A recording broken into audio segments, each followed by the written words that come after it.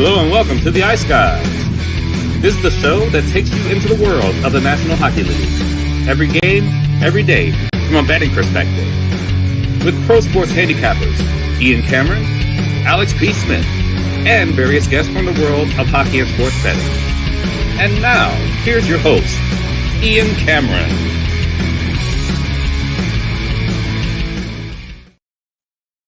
Welcome to the Ice Guys. Thursday, October 10th, Ian Cameron, Alex B. Smith. Matt Robinson scheduled to join us, but connection issues, so to be determined if we get Matty on the show today. But we're here. We're ready to break down the Thursday NHL card. This is our biggest slate of the season so far. 9 games on this Thursday night. We will get to them in just a moment. Rapid fire recap for last night. We had the 5 games. The goalie performance of the night, clearly, Samuel Montembeault for the Montreal Canadiens. Incredible job. Almost 50 saves and a shutout win over the Toronto Maple Leafs, 1-0. Montreal, I thought, played better than Toronto in the first period. After that, Toronto definitely carried the play, but could not beat Montembeault. He was terrific. He stoned Matthews a couple of times. And even Matthew Nyes, my bargain bin selection yesterday, he had chances but could not cash in. But great performance by him. The Montreal power play does look scary. They scored their 1 goal on the power play, courtesy of Cole Caulfield. They moved the puck around very well. Slavkovsky, Suzuki, Caulfield, Lane Hudson now on that power play from the point. So it looked very dangerous. Like I said, Toronto got stronger as the game went on, but doesn't matter if you can't score. And hats off to Samuel Montembeault for a great performance. That was the goalie performance of the night. The worst team performance of the night. Well, you know, Edmonton might say hold my beer later on, but certainly in the early games, the Pittsburgh Penguins. Just absolutely pathetic against the Rangers. They totally outclassed. That looked like one team that's got a chance to win a Stanley Cup and one team that not going to make the playoffs. Dare I say it? Lottery team? I mean, I'm not going to go that far after one game, but man, that is not at all what you want to see from the Pittsburgh Penguins. That looked like they had zero clue how to defend in their own zone. Turnovers galore. Tristan Jarry, not good enough, in my opinion, in net, although he didn't have a lot of help. And look, credit to the Rangers. Kreider had a big night. Lafreniere is going to have a great season. He gets on the board as Shesterkin with a shutout. And look, the one concern with the Rangers is that sometimes Igor Shesterkin's had slow starts to the year. Not last night, and it was all Rangers. Dominant 6-0 win. We had the Rangers money line, Rangers team total over. Both of those cash in, so that was great to see. And then in the late night hours, if you like goals, you certainly weren't disappointed. Holy fuck. Calgary, Vancouver. Crazy game. Vancouver swarming Calgary, making Calgary look like one of the worst blue lines in the league, which we do think they are. Dan Vladar as well struggled. 4-1. It looked like it was going to be an easy, great night for Vancouver. And I had already counted my Calgary plus 175 ticket, as a loss. And then sure enough, the Flames just chip away 4-2, 4-3. And then in the third, they tie it 4-4. And then, of course, 5-4, they take the lead. What a play by Quinn Hughes, because it looked like Calgary was going to put the empty netter in to put that game away 6-4. He blocks it, and then he makes a quick up stretch pass, finds JT Miller, who wires it past Dan Vladar to tie the game and at least salvage a point. What a play that was by Quinn Hughes. It was one of the plays of the night. Unfortunately, they end up falling in overtime with a great individual effort by Connor Zary on the overtime winner to get the 6-5 win in a crazy back-and-forth game, Flames-Canucks. Oilers didn't show up again on opening night, much like last year. Very disappointing because you think, the last memory of them on the ice as a team in a game was Game 7 Stanley Cup Final, and you weren't going to play any better than that. Very disappointing.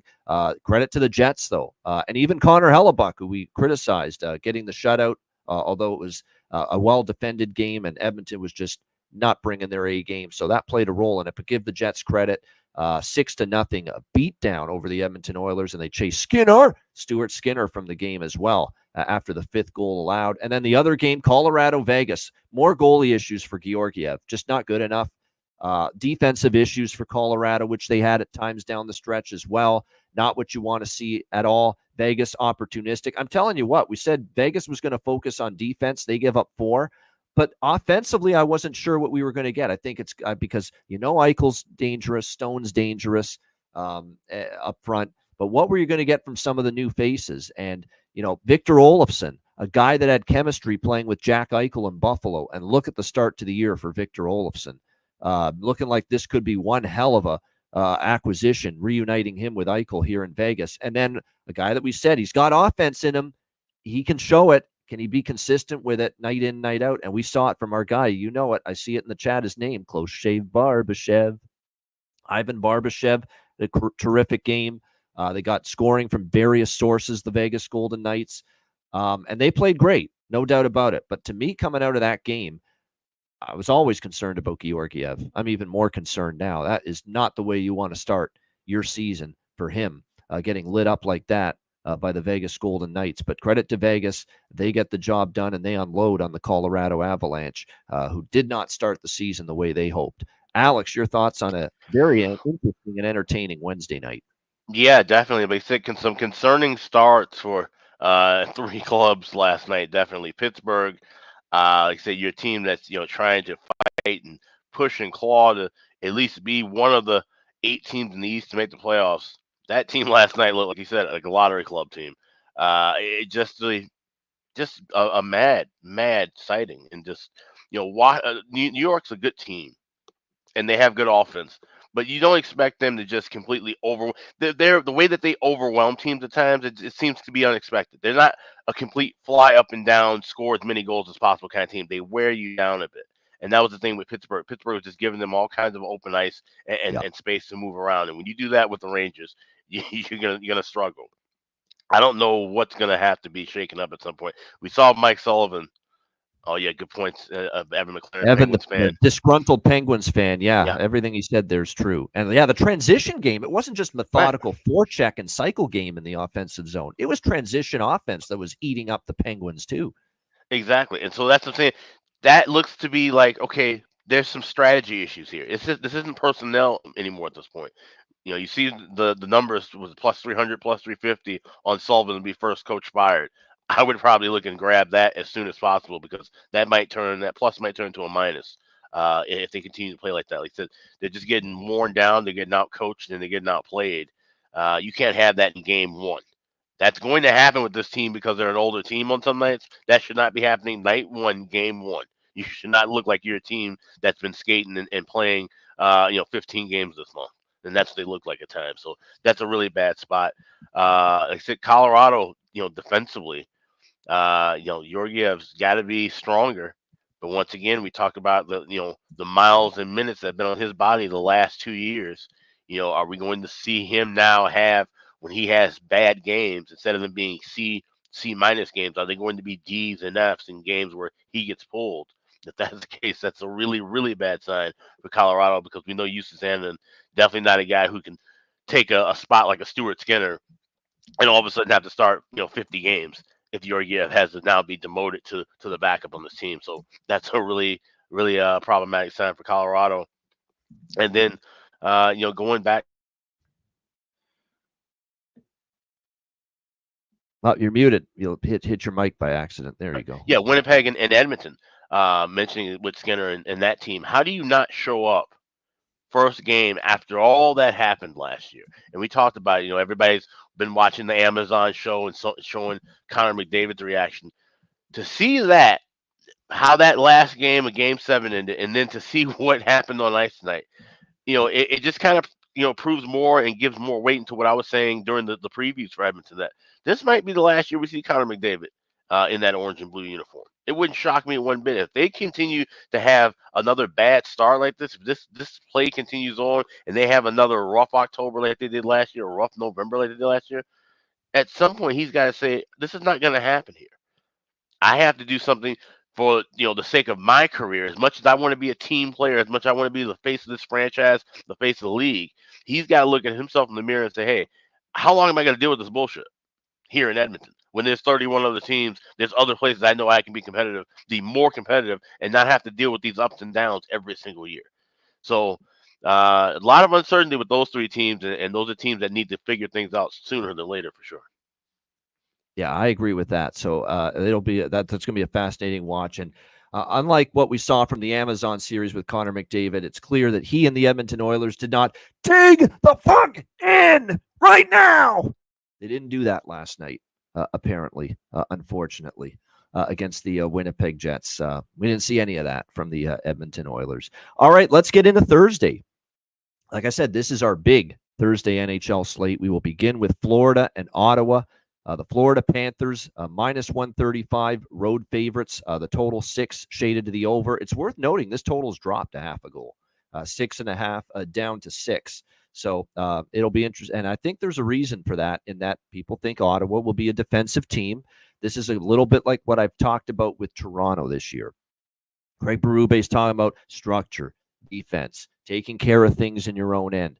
Travis Green has said the same thing with Ottawa. All the focus is we're going to try to improve our defensive game. It sure helps that on paper you've significantly upgraded in goal with Linus Ullmark compared to what you had last year between the combination of Anton Forsberg and Jonas Korpisalo. So that should make Ottawa a better defensive team. I still have to see it before I'm ready to believe it.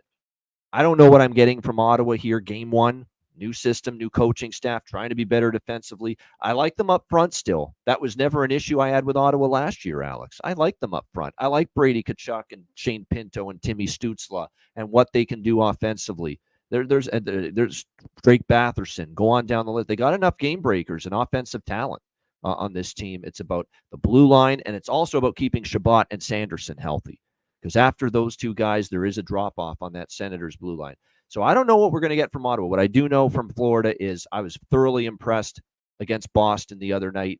Banner night, no hangover, no distractions from hanging the Stanley Cup banner. They were ready to play. They thumped Boston early. They won going away 6-2, of course, against the Bruins early. And Boston got a couple of late goals. I do think they kind of fell asleep, Florida, in the last 5 minutes, but that was definitely Florida in complete control.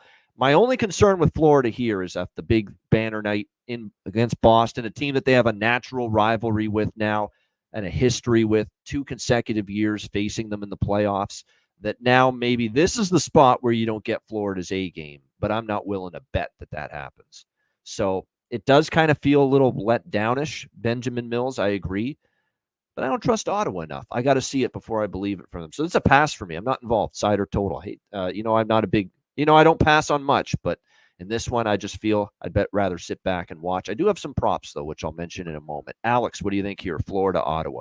Yeah, this is one where I'll be live betting for sure. And I was looking at the previous history. Florida's dominated Ottawa, but like you said, this is definitely could be the time of year where you see maybe a little bit of a letdown spot. Like I said, big win all against the rival. Now you go up to Ottawa, standing around for 20 minutes. Like I said, everybody's got to deal with at least a couple ceremonies. So maybe they get off to a slow start. If that's the case, Ottawa can get out to an early lead and, like I said, try to sit on this game. Florida would certainly be the kind of team to play into that. Their cycling style is not like they're going to just all of a sudden turn things up naturally, even though we know they have the potential to do that. I think this is definitely a game where we could see the under cash in, but maybe we can get a better price off of an early goal. So I would lean toward maybe Ottawa scoring first, maybe Ottawa first period money line, and then try to look for a live under off of that. Yeah, I'm going to go for props, Alex, for Florida with the 2 top left wing players on the top 2 lines. Verhaeghe could have scored a hat trick, honestly, against Boston, yet he didn't score a single goal, but he had a million chances. Unbelievable, incredible how many chances he had. He just got the big contract extension too, Carter Verhaeghe. I think there'll be some pep in his step here tonight, and the goals maybe that he should have scored against Boston that didn't go in, maybe he'll get one at least to go in tonight. So I like Verhaeghe goal prop. I like Evan Rodriguez. Look, we thought, the playoffs is one thing to step up and all of a sudden be a difference maker scoring goals, and sure enough, he scores one of their goals against Boston in the opener the other night. So definitely Evan Rodriguez, I think, is good value as far as props. I'm going to go back to the well with Samoskevich as well. He was noticeable, even though he didn't score against Boston. I think for Ottawa, when you're looking at props involving them, a little bit of value with Perron, first game as a Senator, veteran player. I could see him maybe chipping in. Anyone from that third line, Perron, Pinto, and Michael Amadio. I do think there's a nice get from Vegas for them. They could have some value too. Ridley Gregg's moved up to the second line, maybe a little value there as well for him from a goal prop standpoint. So those would be the ones that I'm kind of dabbling in as far as this game. All right, LA and Buffalo. By the way, Ullmark and Bobrovsky confirmed in net. No surprise there. Kings and Sabres, even money both sides, 6 the total. I'm fading LA at every reasonable opportunity until they prove to me they're a different team than I think they are, and I don't think they're. I think they're taking a step back this year. I'm not bullish on making Hiller the full-time head coach. The Drew Doughty injury is significant because now all of a sudden you're asking a very young, inexperienced but very talented Brant Clark to play more minutes, Jordan Spence to play on the top pair. Is Mikey Anderson and Jordan Spence a top pair defense core for a top pair blue line for the LA Kings? I'm not so sure about that. Gavrikov with Burrows. Joel Edmondson is a nice addition, but again, you want him not playing big minutes because that's when he can get exposed a little bit. There's definitely concerns right now on that Kings blue line. Actually, up front is actually where I think they might be a little bit stronger to begin the year. They bring in Fogle from Edmonton with Byfield and Fiala could be a good second line. Kempe Kopitar. They're going to experiment with Alex Laferriere on that top line. And so I think it's a situation where that, could be interesting chemistry. Can Laferriere fit with Kopitar and Kempe? You better hope the top two lines score, though, because there is a drop-off. Are you going to get stuff offensively from Deneau, Moore, Jeannot, Turcotte, Andre Lee, Trevor Lewis consistently? Not so sure. Look, Buffalo was bad in the 2 games overseas against New Jersey and Czechia. No, there's no denying that. And they're without J.J. Paterka. He's out. Zach Benson's a game-time decision, so 2 of their top 6 forwards might be out. I think there's a real onus on Buffalo to have a better showing. It's their home opener here in Buffalo. And if you go back and look at the last 2 times the Sabres have hosted the Kings, you guys, the cumulative score is 13-0 Buffalo. The Sabres have beaten the Kings 13-0 in the last 2 meetings combined here in Buffalo between the Kings and Sabres. So something about going to Buffalo has not treated the LA Kings very well the last 2 years. They've been shut out 13-0 by the Sabres the last 2 years combined. I think you get a better effort, better focus, almost more of a playoff intensity from the Sabres because it's 0-2, it's your home opener, and you don't want to go 0-3 and drop your home opener. That's not what you want to see. Luukkonen confirmed in net, Ukko-Pekka Luukkonen for Buffalo. Darcy Kemper for the Kings. I have no qualms going against a team with Darcy Kemper in net. Kemper off his worst statistical season last year against Washington. I think it sets up nicely here for the Sabres. So I'm going to take them at even money. Buffalo, -110. I'm going to put a little more on Buffalo money line and a little smaller sprinkle on the Buffalo team total, which you can get over 3 actually at +106 at Bet Rivers. So you don't get that often. A team total at 3 at plus money to the over. You don't always get that, but you've got it here. So Buffalo team total over 3 +106. Sprinkle on that. A little bit more on the Buffalo money line here, -110. What do you think here in this one, Alex? Kings Sabres. Yeah, this is actually one of the first games I bet. Like I said, going back several weeks, I laid $1.02 with Buffalo. I just thought that this was going to be a good spot. I just felt like even no matter how anything went with them in Europe, that they would come back home and be able to catch this Kings team that, like I said, not high on, already starting a long road trip at the beginning of the year. And just didn't look good in the preseason. Obviously, the Drew Doughty injury was the biggest, takeaway of note. But just in the couple, I watched about 2 or 3 of their games, and they just, seem to be slow at times where they need to be fast. They weren't as physical as they need to be at times, and certainly that game, of course, once Doughty went down, the physicality went out the window. But that's just situational. I think Buffalo, like I said, comes out hot and heavy, home opener, knowing you can't go down 0-3 already to start the season when you have aspirations of finally breaking that playoff streak that has gone on for so long. I think we get a good effort here from the home team tonight. So yeah, anything up to $1.15, I like Buffalo money line, and I sprinkle a little bit on that first period over. I'm seeing $1.25, $1.30. I think you can wait a few minutes and get plus money for that in game. Yeah, and there's criticism last couple of years to Lindy Ruff as he lost his touch. Well, we're going to find out. Like, I'm not going to push the panic button on Lindy Ruff's coaching after 2 games, but let's see, moving forward, if they can get things going a bit, Buffalo. And there are concerns. Maybe, Lindy Ruff, maybe the game's slipping by him a little bit. But I'll tell you what, Jim Hiller's not the second coming of Scotty Bowman either, on the LA Kings side from a coaching standpoint. And Scotty Bowman, by the way, was with our good friend Jimmy Murphy and Pierre Maguire on the eye test, I think yesterday or earlier this week. Unbelievable how sharp he still is at 90 years old.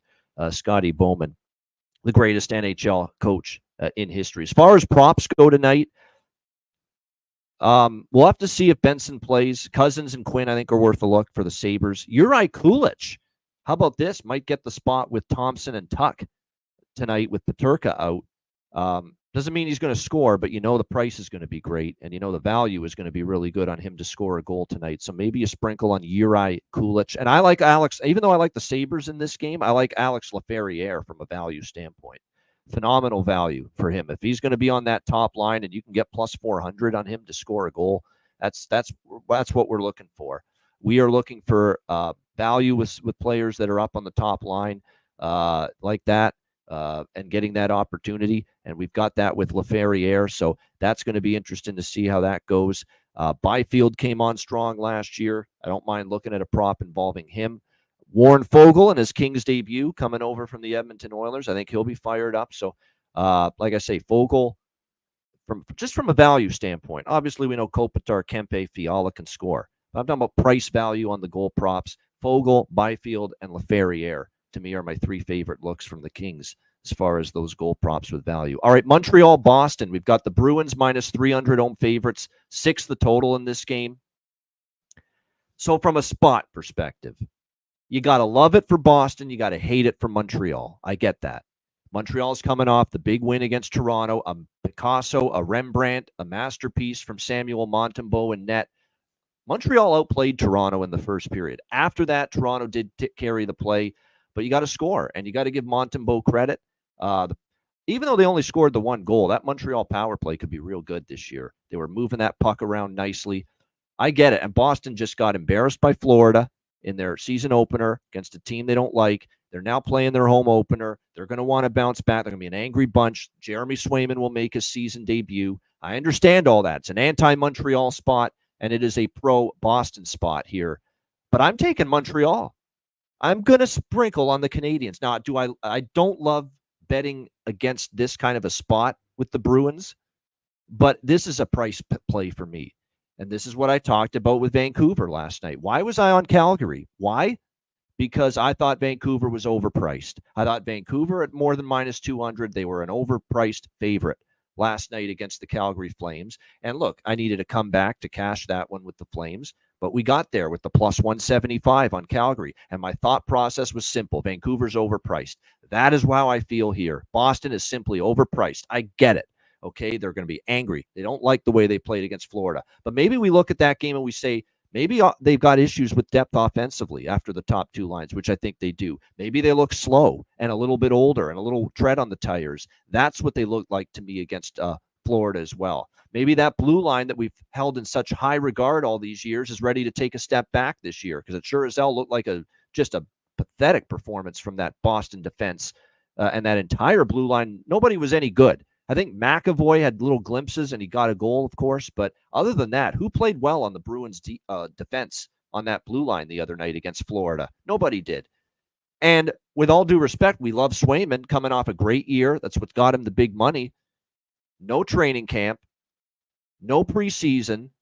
He hasn't played in a game in a long, long time. He's just going to glide right in here on opening night at TD Garden and just be phenomenal and on his game and sharp as a tack in his very first start with no training camp, no preseason action of any kind. I'm not so sure about that. So not best bet material, keeping it small. But now that we've pushed this line, or at least not me, obviously, but the betting markets and the public have pushed this line up to as high as minus 300 on Boston. Now that it's that high, I'm grabbing me a piece of Montreal here, plus 240, plus 245 in this game. If you want to be safe, you can go plus 1.5 puck line on Montreal. I'm going for the gusto. I'm going for the plus 240, plus 245. I don't know if that was just a product of playing the defending champions on Tuesday night.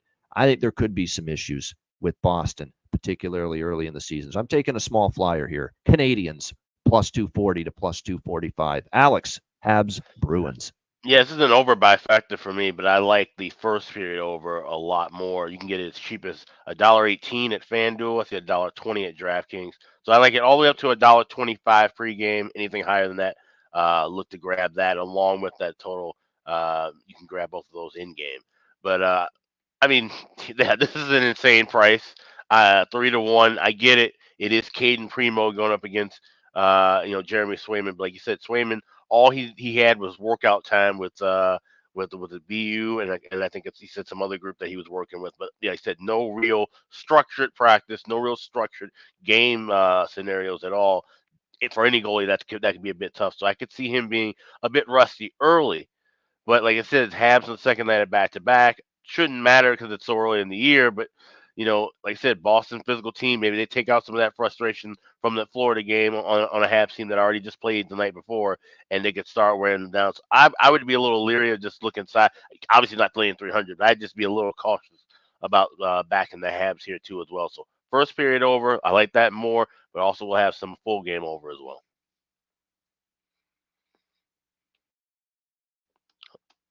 You muted.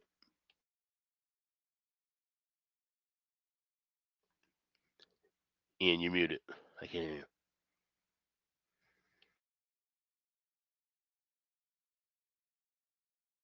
Sorry. There we go. I apologize there. We're back.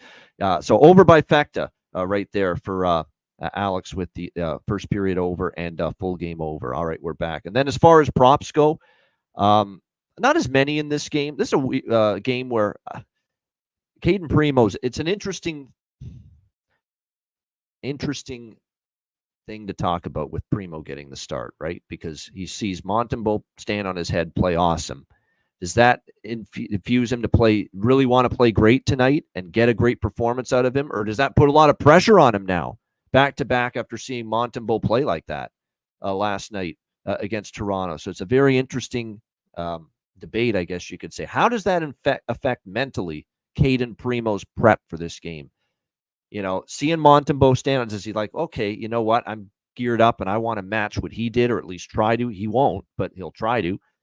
Or does that get in your head that, wow, I've got to follow that performance from my teammate, my battery mate here, Samuel Montembeault, and try to play great here? And we know Primo's been very erratic. We know that in his career. So that's the tricky part. And that's going to be the tricky part of cashing with Montreal for me tonight, is whether Primo can get the job done here in this game tonight against the Boston Bruins. But as far as props go, I like I say, Slavkovsky for goal assist, Caulfield for goal assist. You can never go wrong there. For Boston, Zacha.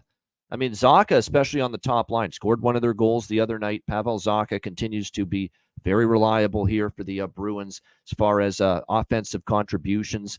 He's been really good since he's been a member of this Bruins team, so I don't mind a look there. Maybe on home ice, too, with Jim Montgomery, maybe getting some more of the matchups that he's wanting out there on the ice. Maybe Morgan Geekie gets going a little bit up front as well for Boston. So those would be some of the props maybe I would consider in this one. All right, Leafs and Devils, the Sheldon Keefe Bowl.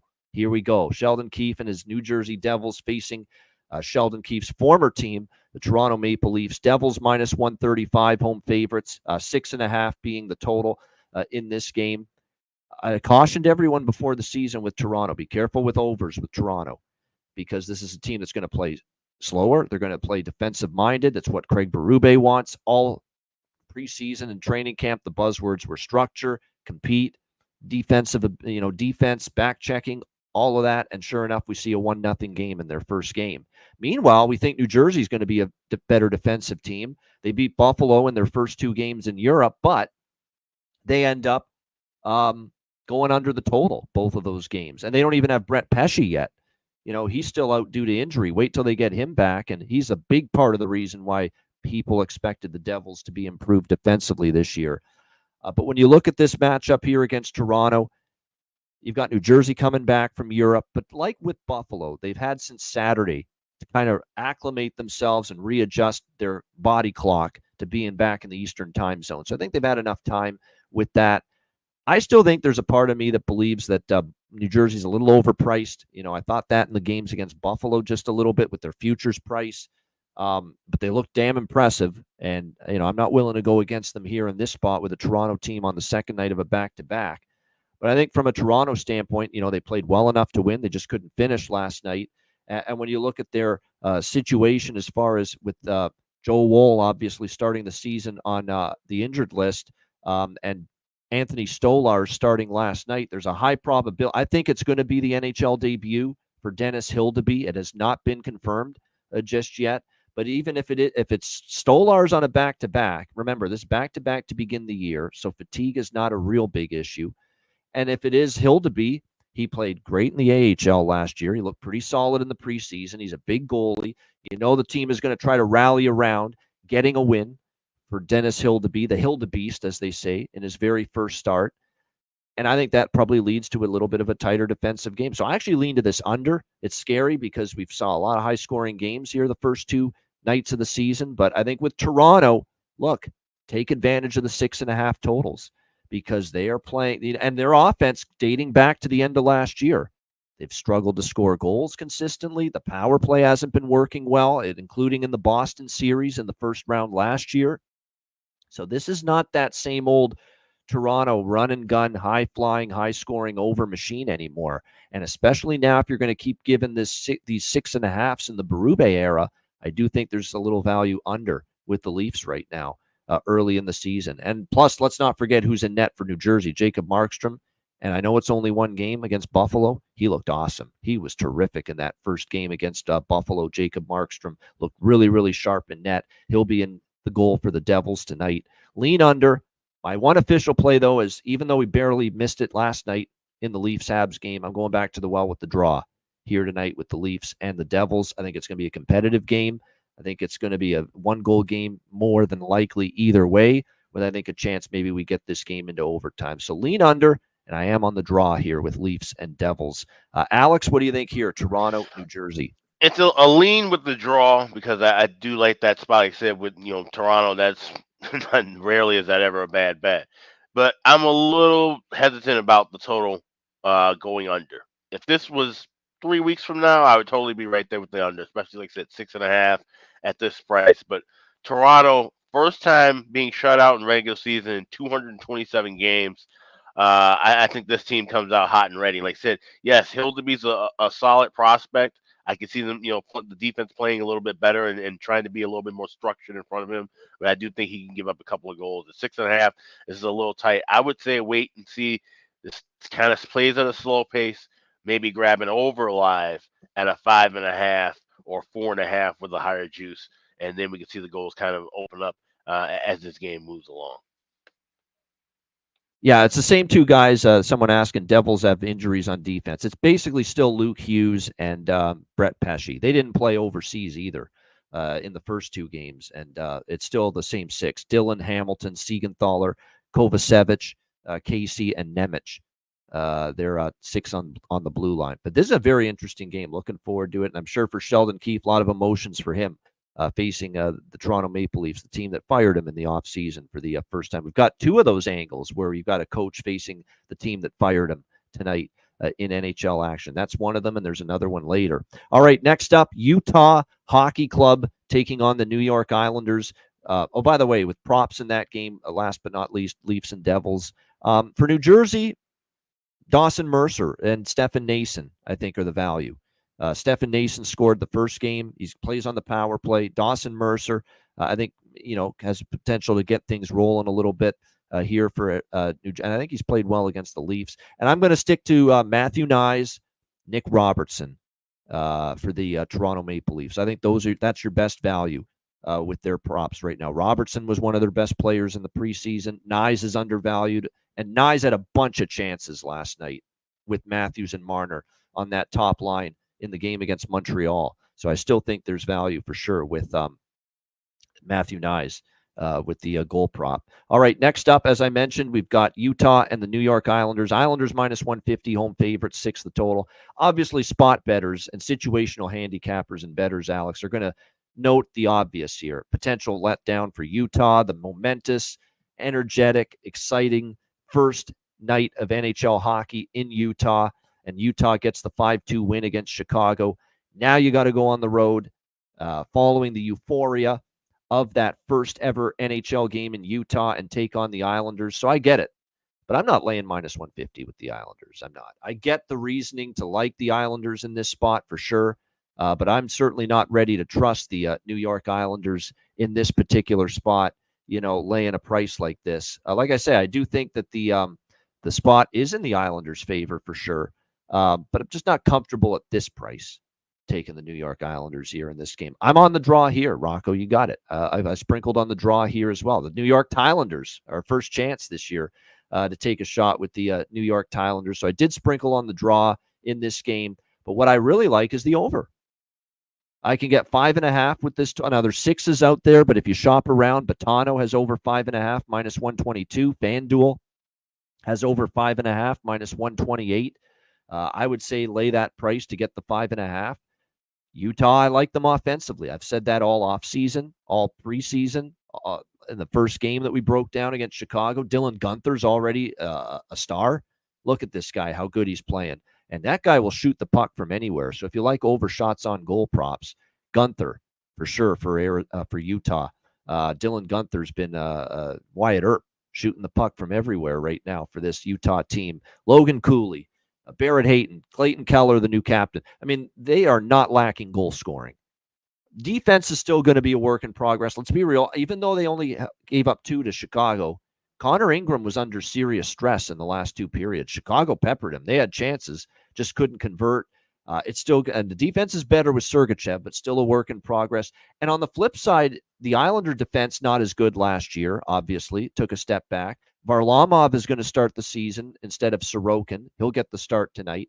He's an inconsistent goalie. You never know what you're going to get one night to the next. So I think Utah can score tonight, but I think the Islanders, dare I say it, this could be one of their better offensive teams in some time if some of these players play up to their capability. You know, you've got Bo Horvat, Matt Barzal, Kyle Palmieri, Brock Nelson, the usual offensive suspects for this team, but they've got Anthony Duclair, and I know Alex has had his issues with Anthony Duclair in the past, but we've got to give him credit where credit's deserved. Last regular season was his best regular season of his career, split between San Jose and Tampa Bay. He had a terrific season.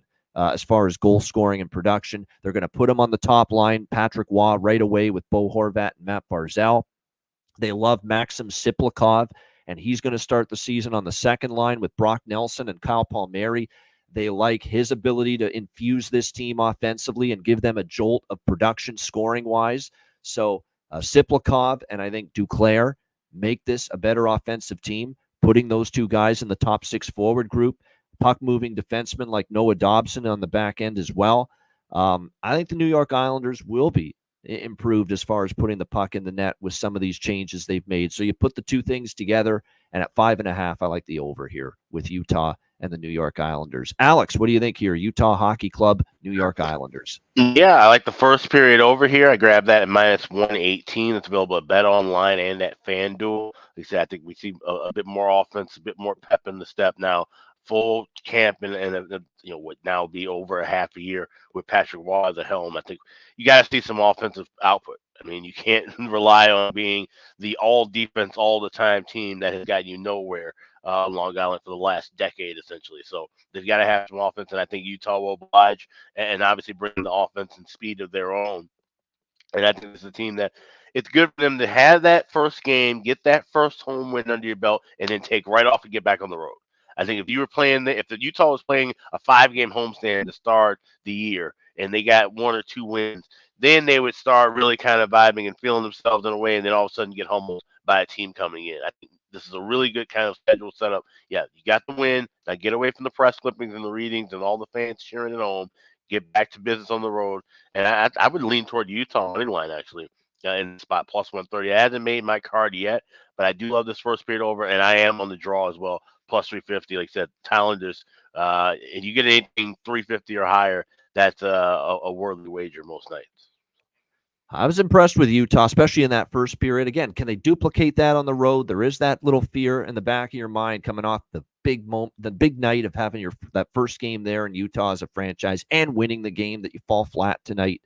But that's still not enough of a concern to make me lay minus 150. With the New York Islanders. So I'm with you. I think there is still value on Utah, even though I don't love the spot. I would almost, if you like Utah, play it safer, maybe the over 2.5 with their team total instead, which is at a reasonable price, minus 130, thinking they can get to 3. But for me, mostly the draw and over 5.5 for me. And Alex likes the draw. Why not? First game of the year with the Islanders. And I think this is a pretty competitive game as well. So we'll take a shot that this game goes to OT. Shout out to everyone in the chat, by the way. And then for props, because I do think there'll be a decent amount of goals in this game. Keller, Gunther, Cooley, maybe a shot with Josh Doan this time around as well. And then for the New York Islanders, the value is Duclair, Siplikov. I really think so. I think that's that's definitely great value with both of those guys. They're in the top 6 on the left wing side. Duclair, we talked about how great he was with goal props down the stretch last year, and certainly Siplikov. I think he's got the potential to, again, provide much needed jolt for this New York Islanders team offensively, and they like the way he played in the preseason as well. So definitely some props to keep in mind there. All right, Pittsburgh, Detroit. Wow, Penguins back at it, back to back after just a dreadful performance last night against the Rangers. We've got Detroit minus 140, home favorites, 6.5 the total in this game.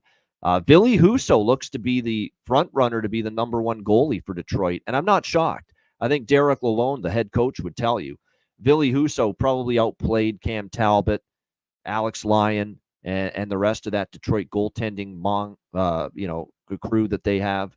And look, when he's healthy, he can be capable, but the health is going to be the thing to monitor with Ville Husso moving forward. Of course, there's a great buzz in the city of Detroit.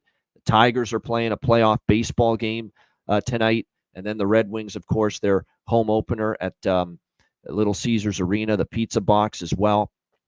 So I think there's an onus for the Red Wings. Let's keep these positive vibes going here. It's good winning time now. Detroit's a winning sports town all of a sudden. The Lions are having a great season. Look at what the Tigers are doing.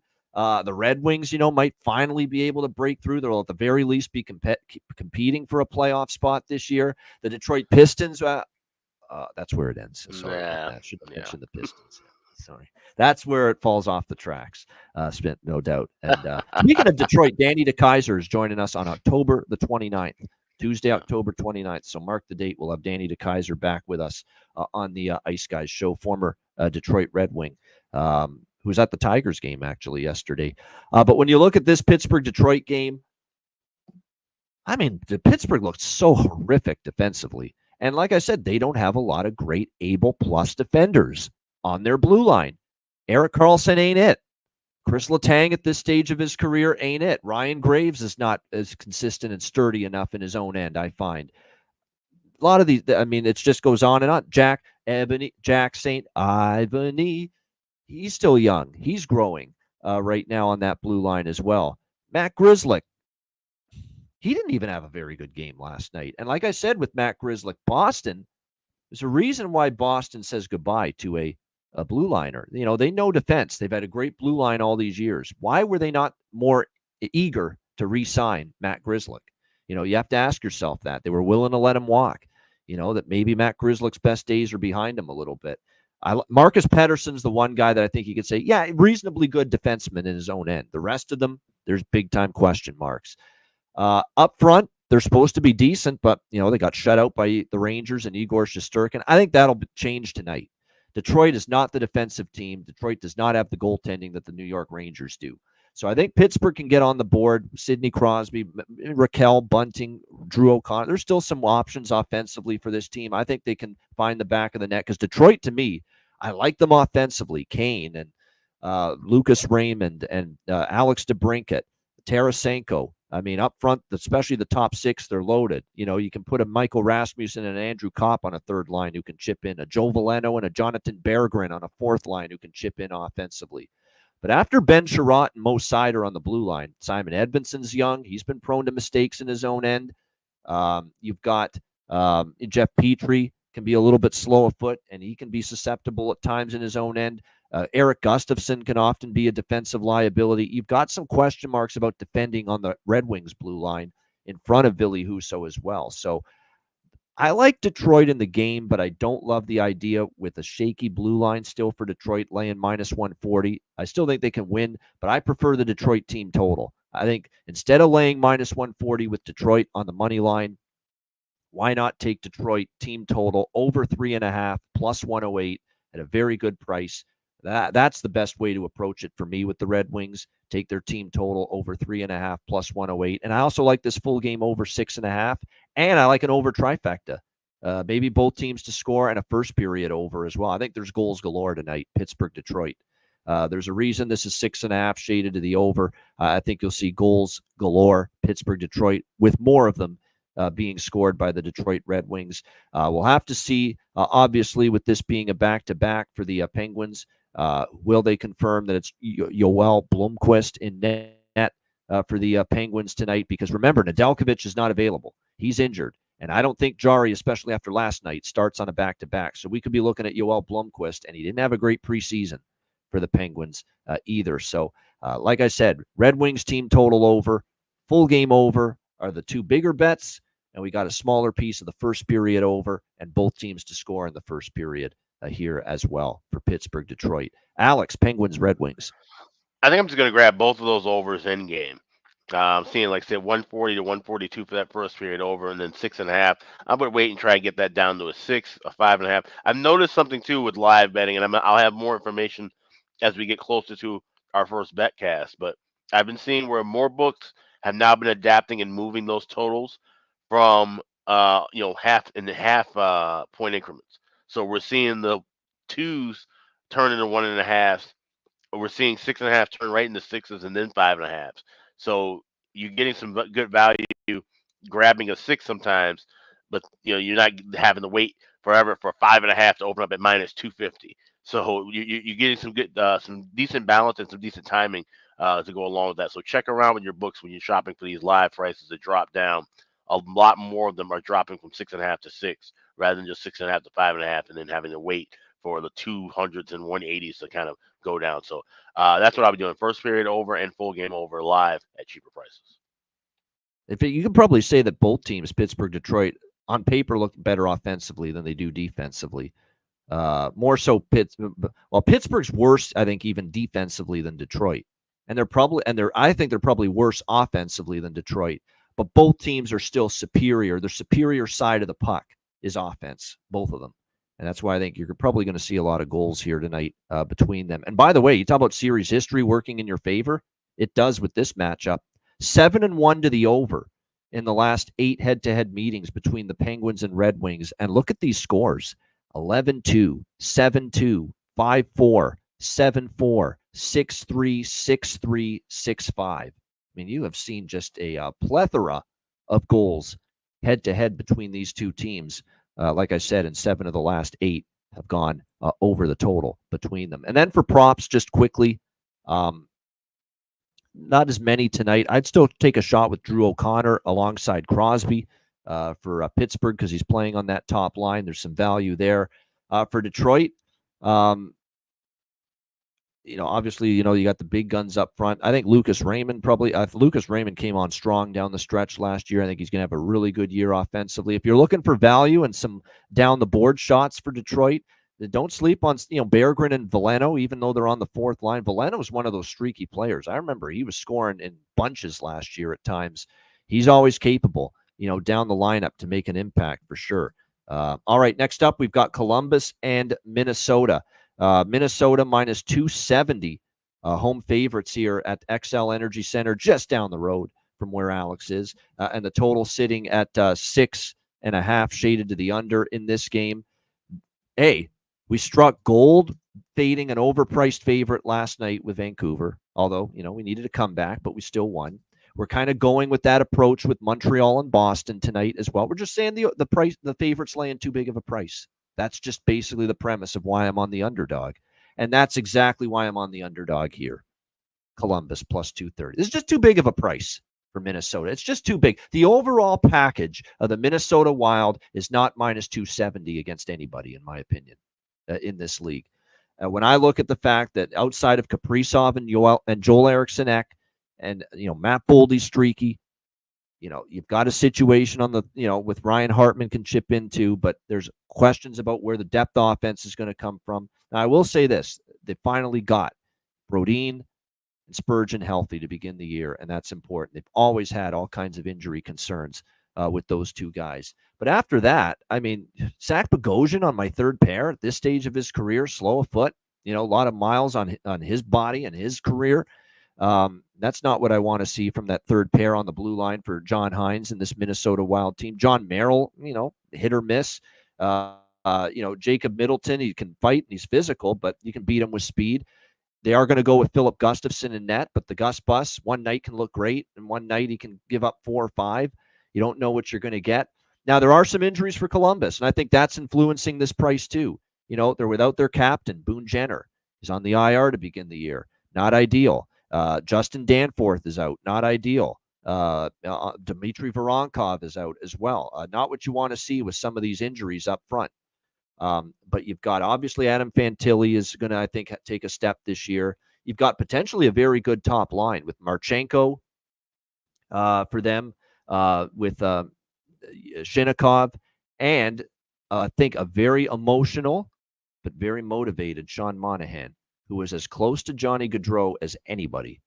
And, we've had a rocky relationship, right, with Sean Monahan, because we've called him out for bad playoff performances in the past. But he had a good regular season last year. I think he wants to put on a good season, I think, kind of in a tribute of his dear friend Johnny Gaudreau. I could see him having a nice year for the Columbus Blue Jackets, Sean Monahan on this group.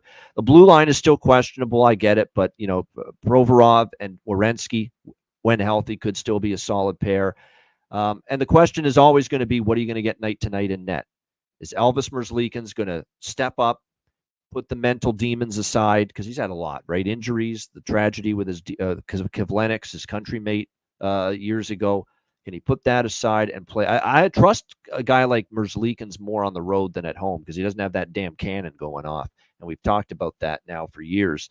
And of course, Tarasov, when he gets in, can we trust him? But the bottom line is, obviously Minnesota is still probably, I favor them certainly, and I still give them an edge over Columbus. I just don't give them a minus 270 edge over the Columbus Blue Jackets. And that is why I'm on Columbus here, plus 230. And I know there's a part of me that worries that maybe this game, they're looking ahead to that home opener, which will be a very emotional night at Nationwide Arena. But I look at it too as maybe they aren't looking ahead to it. Maybe they just want to get on the ice, even though it's on the road to start the year, have a good showing, honor Johnny Gaudreau the right way. Not to mention they have a new head coach, and from what I'm seeing, they're taking well to Dean Evason. Well, they know damn well the team that canned Dean Evason is the team they're playing tonight, the Minnesota Wild. Win one for the Gipper takes over potentially for Columbus. Let's go out there and rally around our new head coach, Dean Evason, and win one for him tonight in his return to Minnesota, facing the Wild for the first time since he was fired by them last season. So the way I see it, I think there's enough that lines up here with the Blue Jackets tonight to take the shot with them here at plus 230. Alex, Blue Jackets, Wild. I bet this, like I said, several weeks ago, I had plus 190. And I just thought, Minnesota, we've seen this time and time again, is an overvalued home favorite. And also, Dean Evason making his return to here in St. Paul. That was well before the passing of Gaudreau. And I think now, like you said, when you add that factor in, of course, like I said, other injuries, we've seen this line balloon up. It's better for them to start this year on the road.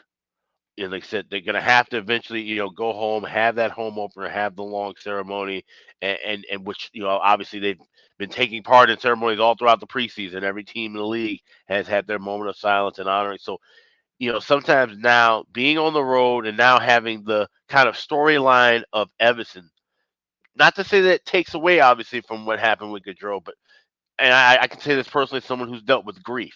Sometimes having something to take your mind off of what's constantly been going on can be a good thing. So if the club can rally around tonight, Evason and his return back, and then don't have to necessarily, think about what playing for Johnny, which that's going to be on the forefront of their minds when they get back home for the opener. I think that just gives a little bit of clarity, just a little bit of space for that 60 minutes. And like I said, this is just way too high of a price for Minnesota. Like I said, they shouldn't be laying 270 against anybody in this league right now. So plus 230, I'm definitely all over adding a little bit more to the 190 I have. And slight leads to the over, but this is a game I think we can wait and grab better prices in game. Yeah, no doubt. This is the time of year too. Don't always be frightened to take a shot with a plus price underdog. I mean, we had 3 dogs win last night. It was a 3-dog night. It was Montreal, it was Calgary, it was Winnipeg last night. Joy to the world, joy to the betting world for the. Geez, I'm That's good. sick That's good. sometimes. I really That's am. good. Yeah. I'm a sick puppy sometimes. That's all I'll say. All right. As far as player props here in this game, actually, I think there's some good value with some of these players here from the Columbus Blue Jackets. I like them up front. It's going to come down to D and goaltending with them, but I think there are pieces up front that you like. It's what I said about Calgary. There's actually some pieces to like about Calgary up front. But I think when you look at the Jackets, Shinnikov, Monahan, Marchenko, I think it's a good top line. I think they're worth a shot. Adam Fantilli for a goal prop. And I'll throw one out there too. Kevin LeBanc.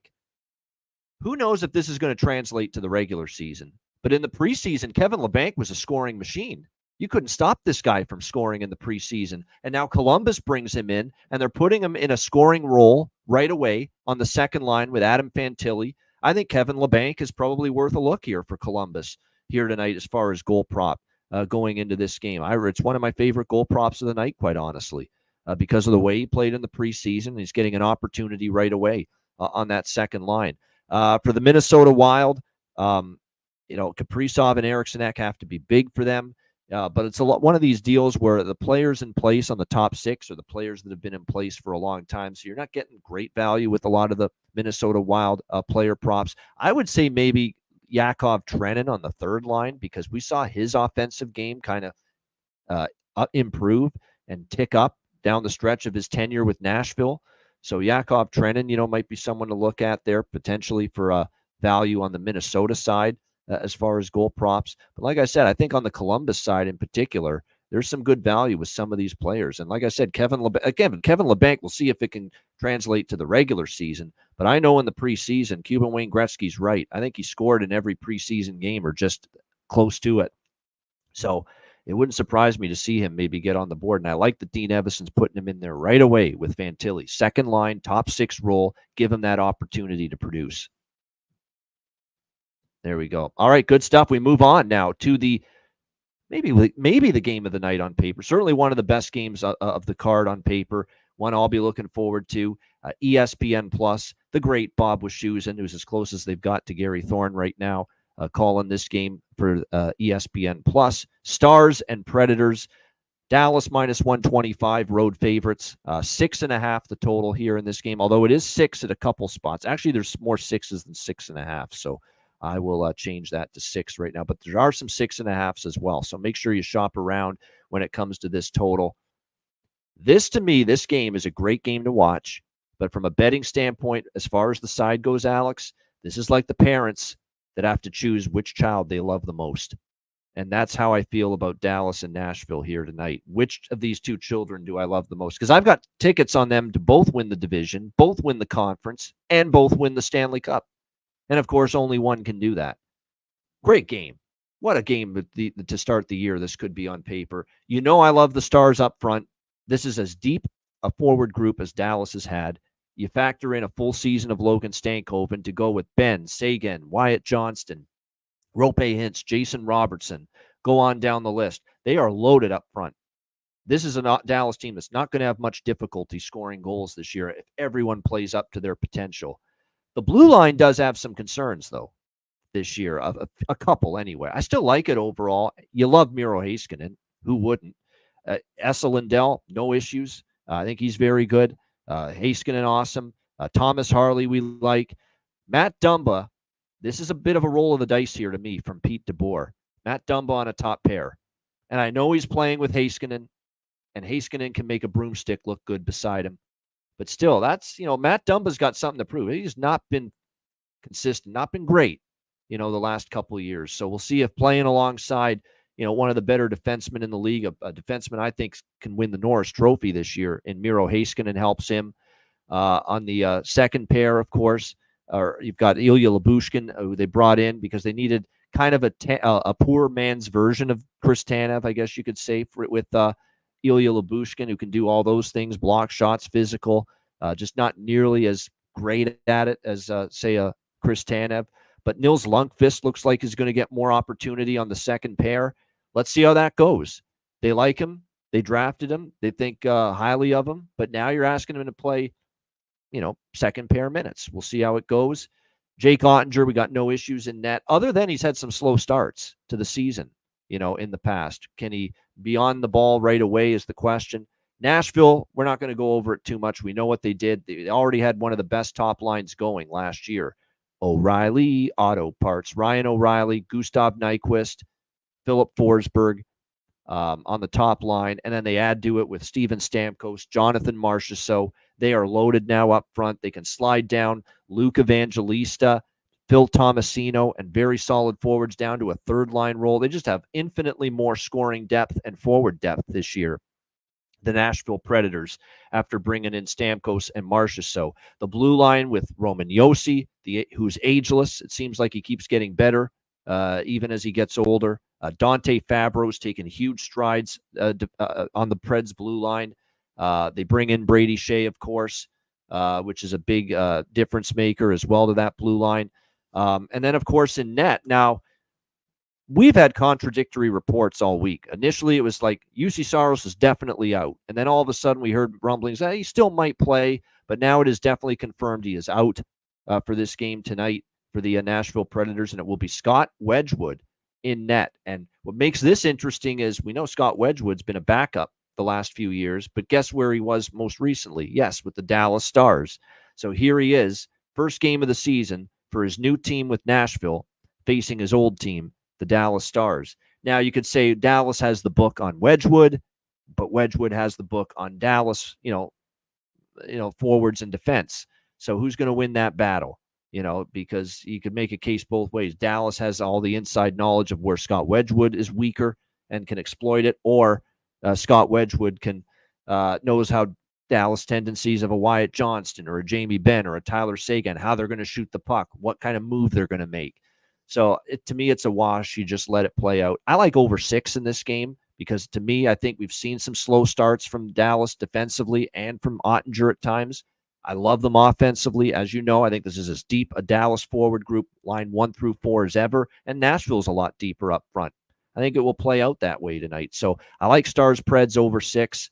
That's it. I have nothing on the side here because I really like both teams coming into the season. It's a great game to watch on paper, no question. What do you think here in this one, Alex? Dallas, Nashville. Yeah, this is definitely the game tonight. This is one where you grab your food, your snacks, your drinks, your whatever you're smoking, whatever you're enjoying. This is one to sit down in front of the couch and watch. I like Nashville in this spot. Keep in mind what happened the last time these two teams played way back in February. Nashville got blown out 9-2 by Dallas. I think some The of those loss guys, that forced them to cancel the U2 concert that turned their season around after that. That's right. That's right. Yep. So that's a huge point, and I think a lot of those guys, those older guys in that locker room remember that. And now you've added in, of course, like I said, the two pieces of Marchessault and Stamkos. I think Bridgestone Arena is going to be absolutely electric tonight. I expect a big win here for Nashville. And I think even with Wedgwood in net, that, like I said, helps you the cause even more. Yes, you would have liked to have Saros ready for game one, obviously, off the new contract. But having Wedgwood go up against his old team, now his numbers aren't that good against Dallas, 1-3 in 4 starts. But like I said, he's been a part of that organization back and forth for many years to now leave and go up against his old team, like I said, what's going to be a big-time spot. And like I said, for a backup guy to get a opening night start, that's always going to, jazz him up. You tend to see a better effort. So Nashville at plus 105. I'm even seeing a plus 111 right now at BetOnline. Definitely would grab any plus price with Nashville. Also like the overs here. Would probably maybe wait and grab, as I said, it was a big card tonight. I'll wait and grab some smaller prices with maybe a 5.5 and then try to get plus money on that 1.5. Yeah, I'm looking forward to this one. Of all the games on the card tonight, there's a Toronto, New Jersey I'm really into as well. No doubt. I'm curious what Ottawa's going to do against Florida. There's definitely some other games that interest me, but I think there's not one that excites me as much as this one here with Dallas and with Nashville here tonight. How can we not start the year betting Wyatt Johnston props? We did it all last year. We'll go back to the well again. I like Logan Stankoven, though. There's a chance Logan Stankoven's with Hinson Robertson up front on that top line. And if that's the case, Logan Stankoven's going to have great value, I think, as far as goal props, not only tonight, but moving forward as well. I'm even willing to take a shot this year with Heiskanen goal and assist because I think he's going to be more involved offensively, which is also why I took him to win the Norris. I think he's going to be finally freed up, to be a little bit more assertive offensively here for the Dallas Stars from the blue line this year. For Nashville, goes without saying, I think Stamkos is going to be playing angry and like a jilted person, for what Tampa did to him, not re-signing him and giving him that low ball slap in the face offer. It wouldn't surprise me to see him playing like it. So Stamkos and Marchessault may be worth a look. There's actually value on, say, guys like Evangelista, Colton Sissons, and Tomasino. These are guys that can chip in offensively, and they're on the third line now because of bringing in a Stamkos and a Marchessault, and you've got that great top line: Forsberg, O'Reilly, and Nyquist. I mean, it really is impressive what Nashville's got up front. So it's going to be interesting to see how that plays out for Nashville. But that's also why I'm on this over. I think both teams have improved themselves offensively going into this season. Without a doubt. Tommy Novak, too. Good call. Thomas Novak, Dave. Don't sleep on him. He is a very underrated player, and he is capable any night as well of chipping in offense. His prop, too, probably has a little bit of value tonight for this one. All right, the final game for this Thursday night NHL card. We've got the St. Louis Blues taking on the San Jose Sharks. St. Louis minus 160, road favorites, 6 the total in this game. First home game for San Jose. Probably a better atmosphere and an environment than they got all of last year, simply because of the excitement in the building and in the area for, the debut of 2 first-round picks. Not just one. Obviously, Macklin Celebrini is the headliner, the number 1 overall pick, but they also have Will Smith, who they took last year in the first round. He'll be making his San Jose Sharks debut here. So the future starts now, I guess you could say, for the San Jose Sharks going into this game tonight against the St. Louis Blues. So there's a little bit of good and there's a little bit of bad for San Jose coming into this year. Let's talk about the good first. They are absolutely a better team up front. Forward group is a lot better. I'll say that right now. They will be, I think, at times when they're clicking and they're rolling, a very difficult team at times to defend. William Eklund, Macklin Celebrini, and the veteran Tyler Toffoli, on the top line. I like that mix. What Ryan Warsofsky in his NHL head coaching debut. I like what he did there, putting those 3 together. Eklund, Celebrini, and Toffoli. You've got Will Smith. You've got Fabian Zetterlund. Started to get his offensive game going a little bit down the stretch last year. I like the additions they made to the bottom 6 forward group. Ty Dellandrea, who is a victim of the numbers game in Dallas because they're so loaded up front now. There was just no longer a spot for him, and they can't sign everybody. So he winds up here in San Jose. It's a nice depth addition for San Jose. And then the 2 players they got from the New York Rangers, Barclay Goodrow and Alex Wenberg, for that third line. I think great additions here for this San Jose team. There's no doubt they're a better forward group. The problem is the blue line. Still a mess. Still a potential disaster for the San Jose Sharks when you look at that blue line. I mean, when you look at the fact that you've got guys like Mario Ferraro as a second pair right now for the San Jose Sharks and Jan Ruda, and your top pair, and I like Jake Wallman, who they get from Detroit, and Cody Ceci, who of course they got from Edmonton. But that's a top pair blue line? No. Jake Wallman we like, but not as a top pair number 1 defenseman. And same thing with Cody Ceci. I like Cody Ceci, but as a top pair defenseman, playing all those minutes, always having to be counted upon against the best players on the other team, that's not exactly what you want to see. And then there's a lot of questionable depth beyond them as well on that. So that blue line's still a mess. And then in net, they were holding out hope that Askarov's ready to take that step, and he's not ready to take that step because they demoted him to the American Hockey League. He's starting the season there, which means we're back to the same old recipe we had last year in net with Mackenzie Blackwood, as your number 1 goalie to start the year. So who knows how that's going to go. You've got Vitek Vanacek behind him. He didn't have a great year last year. So the issue for San Jose is going to be defense and goaltending. They're still porous on paper in both those areas, the blue line and in goal. And that's the concern. I think they're definitely better up front, Alex, but D and blue and goaltending is still the major problem right now for San Jose. Yeah. That being said, in this spot, I think they're live. It's just, to me, a question of how to approach it. Because if you look at St. Louis, Alex, they didn't play that good against Seattle. They were completely dominated for half that game. Then they made it 2-1, and the game turned on a dime. They ended up getting the lead, and they hung on to the 3-2. But for over half that game, they stunk. They were terrible, St. Louis. Yeah. So they're going to have to play better than that because San Jose's amped. This is your home opener. You're debuting these two young kids, your two first-rounders, Celebrini and Smith. This is going to be a game where San Jose comes to play. St. Louis is going to have to play better if they're going to win here. I did take San Jose small plus 140, but I think the safer bet and the better bet, because of the question marks and the concerns, Alex, that I have for the San Jose blue line and goaltending, and they still exist because I don't think they're that much better on paper entering the season there as they compared to last year. I don't think there's much improvement yet. I like the team total over 2.5 with San Jose at minus 120. Great price, great number. I think they can get to 3 goals here tonight in their home opener against St. Louis. And I think it's probably going to be Jordan Binnington once again in net for the Blues, although it hasn't been confirmed yet. Another thing that makes me think San Jose is going to make this a tough game on the Blues, not just that St. Louis escaped not playing their best, beating Seattle the other night. Go look at the series history last year, Sharks versus Blues. San Jose 3-0.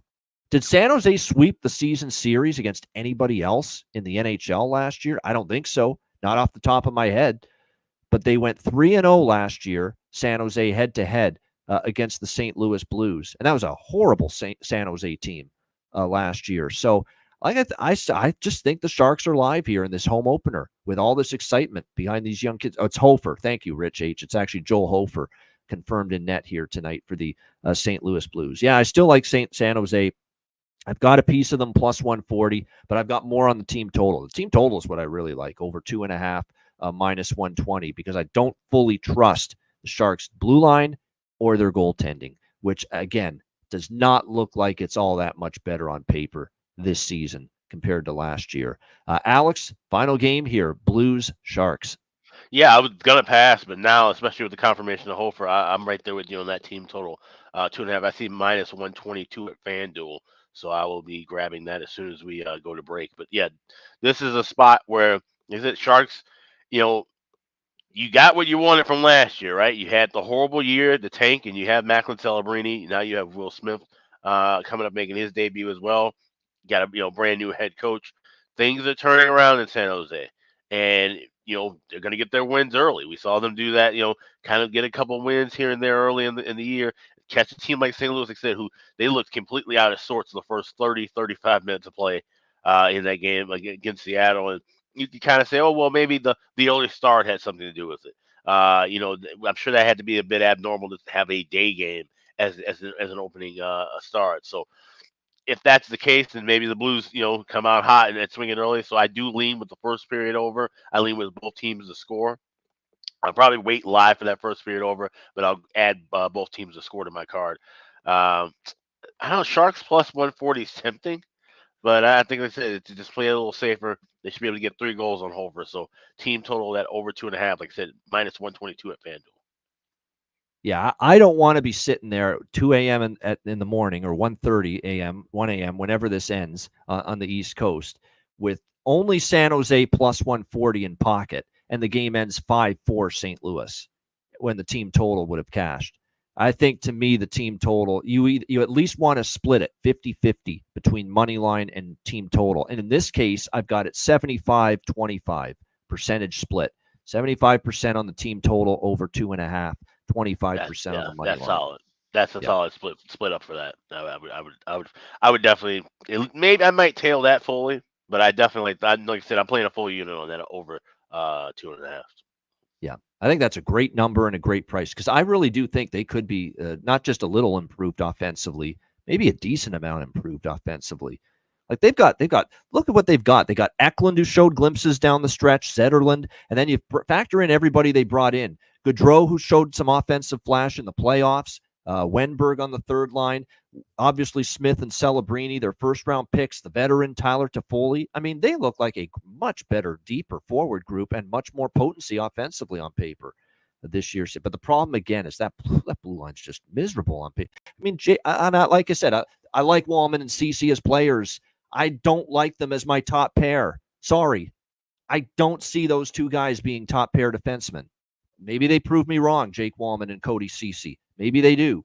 But I'm going to have to see it before I believe it. That's why I'm definitely feeling better about the team total for San Jose going over as opposed to them winning on the money line tonight. So that's why I've got more on the team total here in this game tonight with the Blues and the Sharks. Yeah, as far as player props go, I think we'll sprinkle on all the kids. Eklund, little piece of that of Will Eklund to score, a little bit on Zetterlund, and of course Smith and Celebrini in their first game for the San Jose Sharks. Maybe even Gaudreau and Wenberg, the two new Sharks.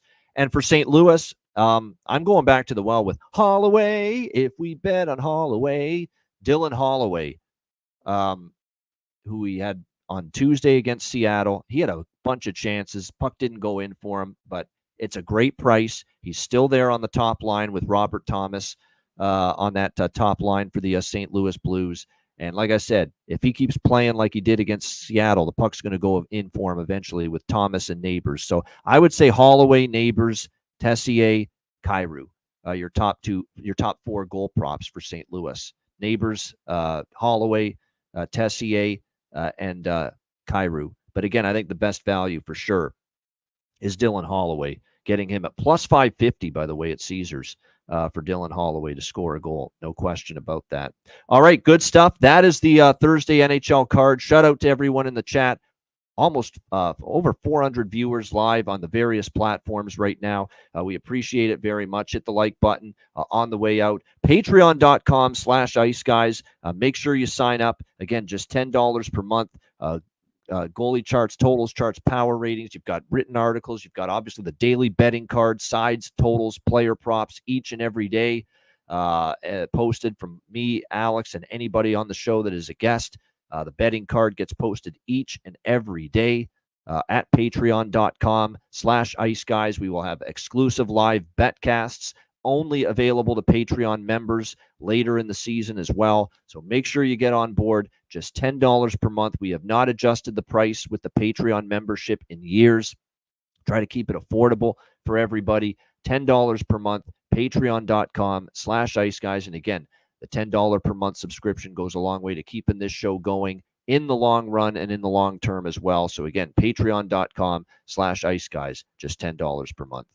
Also, check out the Ice Guys store, iceguys.myspreadshop.com. We've got everything in stock right now.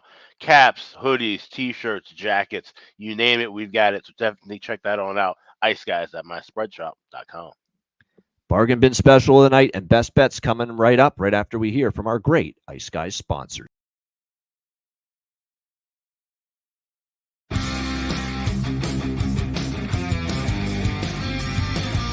Support for the Ice Guys podcast is provided by Boston Hemp Incorporated, Manscaped, Power Play Sportsman, Raise Your Game, Tailgater Social, and a big thank you to all that subscribe to the Ice Guys Patreon page.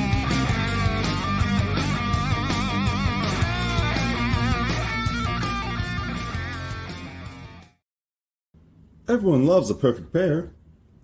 Bacon and eggs. Thunder and lightning. Mario and Luigi. A hot dog with fries. Ian and Alex B. That's right. Everyone loves a perfect pair. So why not pair up your game nights with Boston Hemp? From exotic flower to concentrates and edible products. You'd be hard-pressed to find a better pairing than Boston Hemp and hockey. Check them out today at bostonhempinc.com. That's bostonhempinc.com. Boston Hemp Incorporated, the official smoke sponsor of the Ice Guys. Void where prohibited by law. Not available outside of the United States. Must be 21 or over to obtain products. Check your local regulations to see if Boston Hemp is available in your area. All right, make sure you check out all our great sponsors, including, of course, the one you just heard, Boston Hemp Inc. 20% off all orders on the site using the promo code ICEGUYS at bostonhempinc.com. All right, bargain bin special of the night. Still looking for our first winner, believe it or not, with the bargain bin special of the night, but you're going to go through droughts like this when you're taking longer shot player props throughout the course of the season. But we stay the course, we look for value, and we know we're going to get our share of winners with this segment throughout the course of the season. Alex, where are you headed tonight for the bargain bin special? So I had 3 different goal props that I was choosing from that all qualify for the bargain bin special. And they all will be on the final card on Patreon. But the one that stuck out the most for me is Kirby Doc from Montreal. I like him to score anytime, plus 350. Like I said, I think they're going to give Boston some fits tonight. Swayman may not be completely ready off the go. And I think Kirby Doc can be one of those guys to find in the back of the net. So at plus 350 is available at FanDuel. Anytime goal scorer, we're going Kirby Doc for the bargain bin special for tonight. All right, there we go. Kirby Doc for the Montreal Canadiens against the Boston Bruins. And again, you can get a very good price on Doc tonight in that game, anywhere to upwards of even plus 550 at Bet365 for Kirby Doc to find the back of the net. I'm going to go for my bargain bin special to a guy, someone I already used once, and it fell short, but Dylan Holloway. That's an incredible price, plus 550. And even though I like the Sharks to score in that game, I don't know if they totally shut down the Blues with that defense and goaltending. So Dylan Holloway plus 550 for him on that top line with Jake Neighbors and Robert Thomas. That's still great value. So I'm going back to the well one more time here. Dylan Holloway, St. Louis Blues, plus 550 for my bargain bin special of the night. All right, best bets to wrap things up. Push for me with the best bet last night on the Jets Oilers over 6, but I know Alex cashed his with Rangers Penguins first period over 1.5. We'll see if we can keep the great run rolling. We're still undefeated on the season as a collective with best bets. Alex, what do you like tonight for best bet? Yeah, first period overs, they ain't broke, so we're not fixing it yet. We're going to go with the same kind of play, but we're going with Boston, Montreal, first period over 1.5, minus 125. Like I said, Caden Primo, can't trust him. Jeremy Swayman with no camp and no structured practices, can't really trust that either. So let's look for a couple of goals early. Bees and Habs, first period over is my best bet for Thursday. All right, there we go. Montreal, Boston, over 1.5 first period. A best bet for Alex B. Smith. My best bet, who would have thought? First week of the season, and the San Jose Sharks are best bet material. And yet here we are tonight on this Thursday slate. San Jose team total, over 2.5, minus 120. That is going to be my best bet. I think it sets up perfectly. Catch the Blues off a comeback win against the Kraken. Definitely a better vibe and atmosphere in the building tonight at the Shark Tank SAP Center. Bringing in the first rounders, making their debut. Macklin Celebrini, Will Smith, a better forward group up front. And the beauty of this bet is we don't have to worry about what San Jose does defensively or in net. Just score 3 goals and we cash our ticket. I think they can do this for us tonight, especially with now Hofer confirmed in net for St. Louis. And remember, San Jose 3-0 against St. Louis last year. San Jose team total over 2.5, minus 120 for my best bet here for this Thursday card. That's a wrap. Thank you to everyone for joining us. Hit the like button on the way out. Reminder, the Ice Guys is live 7 days a week, Monday to Friday, 2 p.m. Eastern, Saturday and Sunday, noon Eastern. If you can't watch the show live, download the Ice Guys podcast in audio form on all major podcast platforms, Google Podcasts, Apple Podcasts, Spotify, Stitcher, iHeartRadio, Amazon Music, and more. Download the Ice Guys podcast when you can't watch the show live. A couple last things, because I got been asked about it. First live betcast of the season, and it's free for all. You do not need to be signed up on Patreon for this. Tuesday, October 22nd, the night of the NHL Frozen Frenzy. That is our first live betcast of the season. Tuesday, October 22nd, starting at 6 p.m. Eastern Time, 5 p.m. Central Time when the games begin. So when the first game begins, I should say. So that's Tuesday, October 22nd, Frozen Frenzy night, our first Ice Guys live betcast of the season, which will be free for all. And then just a reminder, we might have Jimmy Murphy on the show tomorrow, and we'll also be debuting as a regular contributor weekly on the show, Calder Brooks, tomorrow and Saturday. He will be along with us on the show. So looking forward to that, having him join us on the show. So again, October 22nd, live betcast. Looking forward to that. We're out. Thanks for watching. Enjoy the games and good luck. Have a great Thursday night, and we will be back with you tomorrow on Friday for another edition of the Ice Guys.